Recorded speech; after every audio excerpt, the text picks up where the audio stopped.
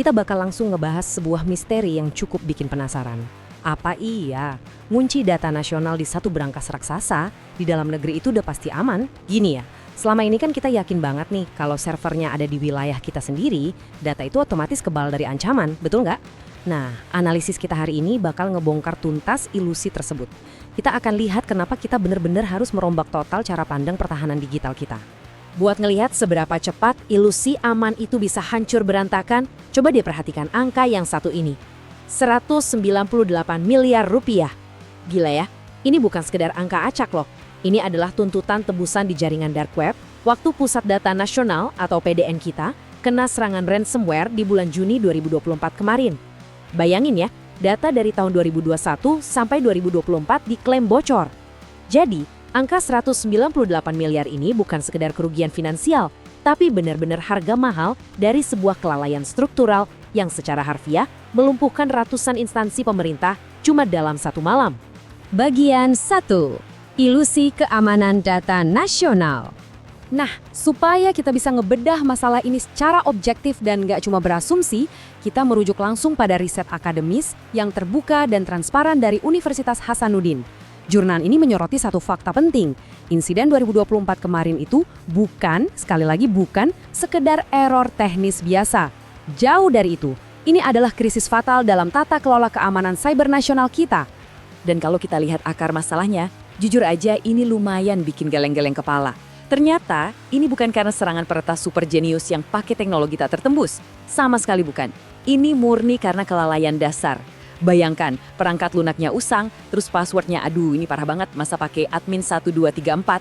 Belum lagi, nggak ada backup atau cadangan data yang terdesentralisasi. Jadi pas satu titik ini diserang dan jebol, ya udah nggak ada sistem cadangan yang bisa langsung ambil alih. Praktik keamanan paling standar aja, kayak autentikasi 2 faktor, itu malah diabaikan begitu aja. Tapi tahu nggak apa yang paling mengkhawatirkan dari semua ini? Dampak perilakunya. Kebocoran ini nggak cuma soal file yang kekunci, tapi benar-benar ngerusak kepercayaan publik secara fundamental. Logikanya gini, ketika masyarakat udah mulai hilang rasa percaya sama sistem pemerintah, tingkat kepatuhan warga negara, contoh gampangnya kayak kepatuhan bayar pajak, itu bisa ikut merosot tajam. Jadi ini semacam efek domino sosial yang bahaya banget. Sebuah masalah IT, ujung-ujungnya berubah jadi krisis stabilitas di masyarakat. Kita masuk ke bagian 2. Titik lemahnya, IT dan OT. Oke, poin yang paling krusial buat kita pahami di sini adalah sesuatu yang disebut konvergensi IT dan OT. Di pusat data modern, kita tuh nggak cuma bicara soal rak-rak server yang berjejer. Jaringan digital yang nyimpen data kalian itu IT-nya. Sekarang terhubung langsung secara fisik dengan sistem operasional gedungnya, atau OT. Coba bayangin, sistem pendingin ruangan, kontrol listrik, CCTV, akses pintu masuk, sampai platform buat monitoring, semuanya itu jalan di satu lingkungan yang sama. Memang sih ini bikin semuanya jadi super efisien, tapi di sisi lain ini ibarat ngancurin tembok pembatas keamanan tradisional antara dunia digital dan dunia fisik. Coba kita renungkan kutipan ini sebentar. Apa yang dulu dianggap sebagai masalah keamanan IT, kini menjadi masalah ketahanan cyber fisik.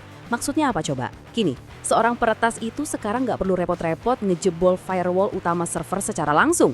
Mereka cukup misalnya meretas laptop vendor pihak ketiga yang kebetulan punya akses remote buat mantau sistem. Dari laptop itu, mereka nyusup ke sistem manajemen gedung, terus dengan gampangnya matiin sistem pendingin di ruang server. Terus apa yang terjadi? Ya, fasilitas data centernya bakal overheat, kepanasan, dan semua perangkat keras bernilai miliaran itu bisa rusak secara fisik. Gila kan? Kelemahan di dunia digital sekarang bisa nyebrang dan ngancurin fisik barangnya. Makanya sertifikasi manajemen yang standar-standar aja itu udah jelas nggak cukup lagi sekarang. Kita butuh asesmen keamanan yang bener-bener holistik. Gimana caranya? Pertama, audit semua log IT dan OT barengan buat nyari kejanggalan. Kedua, terapkan multi-factor authentication di semua sistem kritis. No excuse, nggak ada pengecualian. Dan yang ketiga, ini pelajaran paling penting dari insiden 2024, isolasi total sistem backup kalian dari sistem utama. Maksudnya, backup itu harus benar-benar dipisah secara fisik biar kebal dari serangan ransomware. Lanjut ke bagian 3, kedaulatan 2.0, lebih dari sekedar lokasi. Selama ini, kita tuh sering banget terjebak di mindset sovereign 1.0 atau kedaulatan versi 1. Sebuah asumsi yang bisa dibilang agak naif ya, yang mikir kalau data kita pasti aman asalkan servernya ditaruh di dalam negeri. Padahal, Krisis yang ada sekarang memaksa kita buat pindah ke Sovereign 2.0.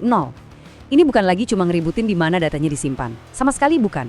Ini soal siapa yang pegang kendali penuh, siapa yang punya otoritas, dan seberapa mampu kita buat pulih pas ada serangan cyber skala besar menghantam. Di dalam konsep Sovereign 2.0 ini, kata kuncinya adalah otoritas pengelolaan. Pertanyaannya, siapa yang nyimpen kunci kriptografinya? Kita sebagai negara harus punya kendali absolut atas identitas dan akses ke sistem tersebut. Dan yang gak kalah penting, kalau sampai sistemnya down atau lumpuh, kita harus bisa melakukan pemulihan secara mandiri. Kita nggak boleh ada di posisi harus nungguin bantuan atau campur tangan pihak luar baru bisa jalan lagi. Oh ya, satu lagi, kita juga harus mulai mikir jauh ke depan. Para ahli udah sering banget ngingetin soal ancaman harvest now, decrypt later. Intinya, peretas itu nyedot data kita yang dienkripsi hari ini, biarpun mereka belum bisa bacanya sekarang, buat disimpan.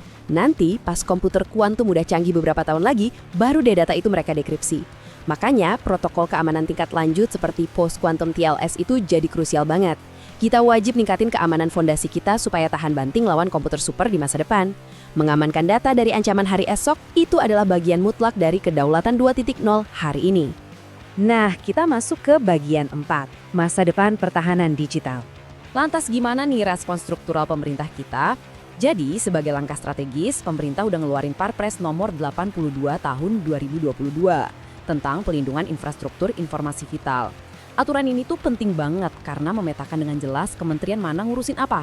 Contoh nih, BSSN itu tanggung jawab penuh di sektor administrasi pemerintahan. Terus Kementerian Kesehatan ngurusin data kesehatan, ESDM buat sektor energi, dan seterusnya. Tujuannya apa? Biar setiap sektor punya tim tanggap insiden cyber masing-masing. Ini fondasi yang bagus banget, pembagian tugasnya jelas. Jadi kalau ada krisis lagi, nggak ada tuh yang namanya lempar-lemparan tanggung jawab. Dan buat ngegantiin sistem lama yang ternyata rapuh itu, Indonesia sekarang lagi ngebangun PDN raksasa di Cikarang. Ini skalanya bukan main-main loh.